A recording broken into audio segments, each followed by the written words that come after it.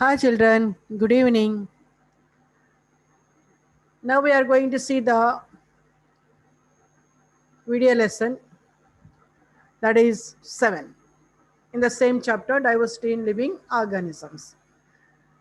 Now the topic is classification of animals. We have seen Monera, next Protista, the next fungi, plantae, and the other one is what? Animals. So here classification of animals, which shows two main categories. One is vertebrates, second one is invertebrates. Depending upon what? Presence of backbone. There is no backbone, those are called invertebrates. If there is a presence of backbone, that is called as a vertebrates. Here invertebrates, it start again from porifera. One class is porifera, next Cnidaria, then we can go through the Platyhelminthes after Cnidaria. The next Annelida, nematodes are there. It is not given, but Platyhelminthes and nematodes. Next annelids. Then next Arthropoda, Mollusca, Echinodermata. So they are arranged according to the simple development. There is some development which we can observe from one category to other category of the groups. Okay. And if you come to the vertebrates, that is warm-blooded and cold-blooded animals. Cold-blooded is called as a poikilotherms. Please note down these words. Poikilotherms. Warm-blooded is called as a homeotherms. Poikilotherms, homeotherms. Why it is called as a poikilotherms are cold-blooded? They can change their temperature, body temperature, according to the environmental conditions. If outside is a cold, then the temperature is low. If the temperature is outside temperature is hot, then their body temperature also high. Whereas warm-blooded animals are homeotherms, there is no change in the temperature according to the environmental conditions. Always the body temperature is constant. Okay, that is warm-blooded, which we can see birds and mammals, included human beings. Cold-blooded fish, reptiles, and amphibians. These three will come in the cold-blooded animals. In invertebrates, porifera, pores are present throughout the body. That's why the name has given porifera. Cnidaria, needles, needle-like structures present in tentacles. I think you might have seen Hydra structure. Okay, the tentacles are there. So in the tentacles, the needle-like structures are there, which important to secrete some secretion chemical to kill the food materials, so that they can eat that. And another one is for defensive mechanism also. They will paralyze the enemies. Okay, that is what presence of needle-like. That's why this is called a cnidaria, and also otherwise called as a what? Coelentrates. Coelentrates means enteron, means what? The coelom is present. That's why it is called as a coelentrate. The next one is platyhelminthes. These are helminthes means present, mostly located in the intestine of the animals as parasites, and they are flat. That's why they are called as platyhelminthes. Annelids, annulus means ring-like structures. For example, which you can see in earthworm, they are ring-like segments are present. That's why they are called as annelids. The next arthropoda. Arthro means jointed. Poda means legs. So they are having jointed legs. That's why they are included in the arthropoda. Mollusk means soft. These are all Latin and Greek language meanings. Okay, so that's why biology is mostly present on Latin and Greek language. Okay, mollusca means soft bodied. You know, snail, okay, unio, and all these are what? Soft-bodied. Echinodermata. Echines means thorn-like structures which are present on dermite. Dermata means what? Skin. Throughout the skin, there are the spines-like structures are present. Example, starfish. You might have seen all these things. Here, again, Arthropoda divides into 4 more classes because they are very vast, this group. That's why they are again divided into 4 more classes. That is Crustacea, Arachnida, Insecta, Myriapoda. Crustacea, prawns, crabs, all these will come in crustacea. They are having only 4 or 8 legs. So depending upon the legs, they are divided into 4 groups. Arachnida having only 4 pairs of the legs, which you can see here, 4 pairs of the legs. Insecta having 3 pairs of the legs. Myriapoda having many pairs of the legs. Okay, according to the number of legs, they are divided into these groups. Okay, come to the classification of animals. Vertebrates, invertebrates, which you have seen already. These are animals that have a backbone, and these are animals do not have a backbone. In the vertebrates again divides into fish. Fish, already you know that they are mostly present in water, and they are having scales on the body, gills for what? Respiration. Scales are important to cover the body, protect the body, because always the organism is present in the water. So it should not take more amount of water. If it takes more amount of water, the cells will split. That means they will I think you know that in osmosis, because of the osmosis, what will happen? The cells burst. So to avoid that one, they are having the scales, and below the scales, and that means in the skin, below the skin, there are oil glands are also there. If you touch the fish, it is slippery, isn't it? Why? Because there is the production of oil to escape from the enemies and for protection, not to get more amount of water, because oil is a barrier which separate the water, isn't it? Then next, they are having the tail also, and these are poikiloderms, isn't it? Then example, shark and tuna and all these things. The next, frog, amphibians. They can live both on land and in water also. That's why they are called as amphibians. And they are slimy skin, soft skin, and their breathing is by 3 things. One is during the time of larval stage, they are having gills like fish, okay, tadpole larva. The next, second stage is they are having in the adult stage. In the adult stage, because of soft or smooth skin, moist skin, when they are inside the water, they will breathe with the help of skin. That's why it is called a cutaneous respiration. When they comes out, they respire with lungs. That's why they are having the pulmonary respiration. So cutaneous, pulmonary, and bronchial. These 3 type of respiration which we can see in frog only. Okay, that is very important. And then they lay eggs in water itself. That means fertilization is external. Even fish is also fertilization is external. And they are also cold-blooded animals. Example, frog and even toad, all this. Then third one is reptiles. Reptiles means they are having a long body structure, and they are also having scales on the body and mostly on the head part. Snakes, and even crocodile is having the big scales, isn't it? Not like fish, very hard skeletal type of shell which is present on this. And one more thing is vertebrates, they are having a internal skeleton, whereas invertebrates, they are having a external skeleton. External means the skeleton, the hard parts are outer parts, whereas in vertebrates, the hard parts are, that means bones are inside. That's why this is an internal endoskeleton we are called. Here is called as exoskeleton. Okay, that is very important difference which you can see in vertebrates and vertebrates. Vertebrates is the endoskeleton.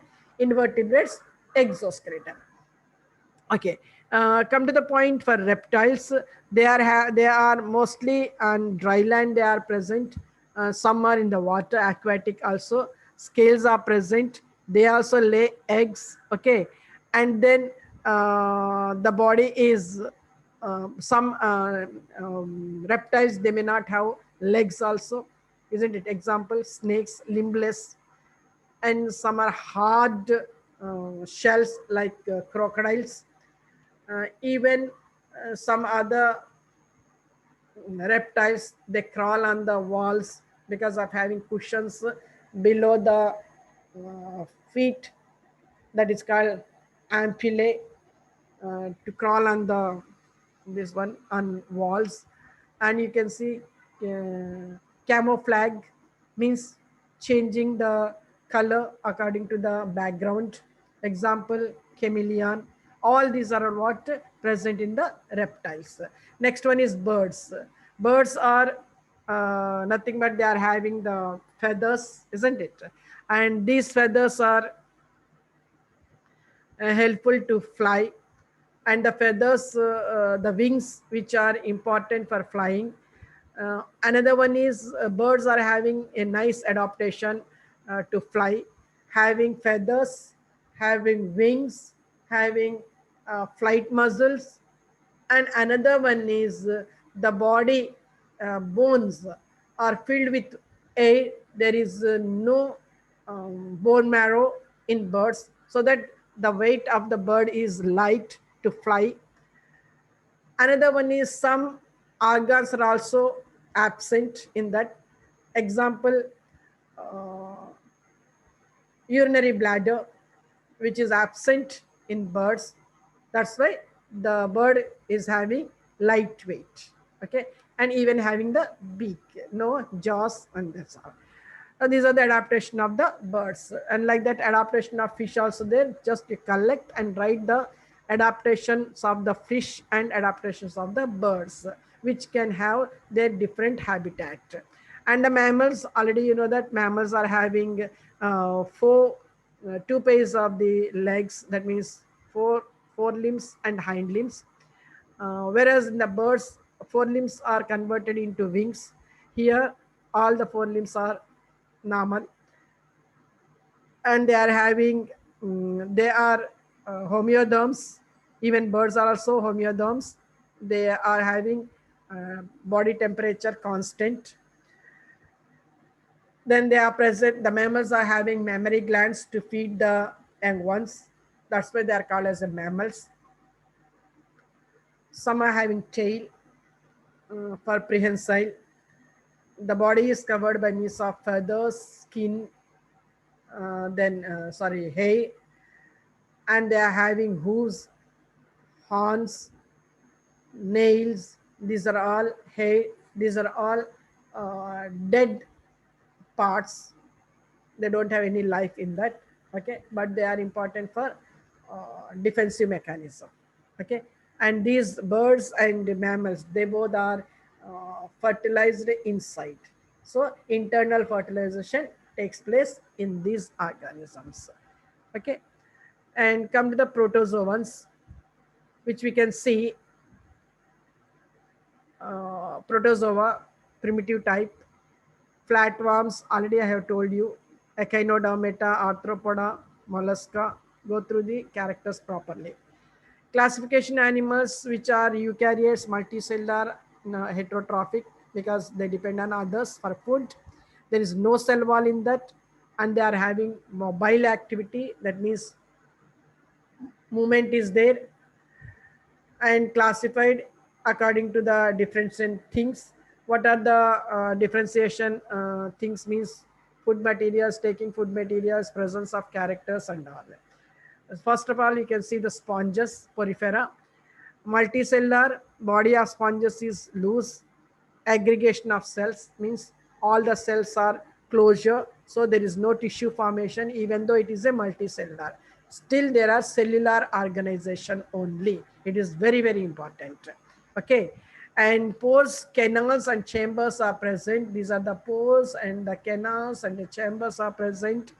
Marine means they are present mostly in seawater. And symmetry is radial, or then have no symmetry. Symmetry means if you cut the body part, it should be not two halves. Radial symmetry, that means you have to cut in axis way. So that symmetry means two halves, which part is, the two parts are having similar organs, then it is called as a symmetry. But here there is no symmetry. And then skeleton of proteins produced by means of collagen or spongin. That means the skeleton is the bones. They are not having bones, but hard material is present. That is because of collagen or spongin with spicules. Spicules means thorns. Okay. And there is no true organs. Just now I told you, it is a cellular organization only, even though they are a multicellular. Okay. And mostly they are sessile. Sessile means what? They are attached to the other organism. They can't move. They are attached to the substratum. Example, Spongia, Leucosolenia, Euplecella, Scypha, otherwise called as a Syconium. So since these are the buds, these are the branches. Ostium, osculum means a mouth-like structure, and spongocele and canal. Here there is an important point is water canal system is present because of these holes. The hole, it is sponge. Sponge means what? Just like a sponge, how it is having a holes like that. The same, these sponges are also having holes like that. Through the holes, water will enter. With water, food materials also enter. And after the digestion, the waste materials will come out through the water only. Okay, that's why water canal system is very important here. Sorry. Second, next one is coelenterata, or it is called as a cnidaria, having spines or needle-like structures. I already explained that one. And these are two layers are present in it. That is ectoderm and endoderm. So two germinal layers are present. Ecto means outer layer, endo means inner layer. And they are mostly present as a cornice. Corals, I think you know the corals, isn't it? They are present in this coelenterata only. And the very huge corals which form just like an island.